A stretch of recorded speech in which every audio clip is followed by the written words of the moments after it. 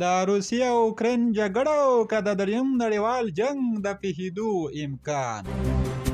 په داسې حال کې چې روسیې د اوکراین د کورنیو چارو وزیر دینیس الوتکه په نښه کړې. راپورونه وایي چې یاد الوتکه د اوکراین په کیف ښار کې لوېدلې ده او د اوکراین د کورنیو چارو وزیر دینیس په ګډون 18 اوکرایني پوځیان پکې وژل شوي دي. د کیف ښار ځایي اوسیدونکي وایي الوتکه د وړکتون څنګ ته لوېدلې ده چې په پیښه کې 3 ماشومان وژل شوي او 15 نور ټپیان دي. بلخوا د اوکراین ولسمشر زلنسکي روسیې ته د جنگ تودولو تازه خبرداری ورکړی. ډېر امکان شته چې د اوکراین او روسیې نننۍ جګړه به ټولې نړۍ ته ټکان ورکړي. دا و تاسو ته لنډ او مهم خبرونه، تر بیا ښې چارې.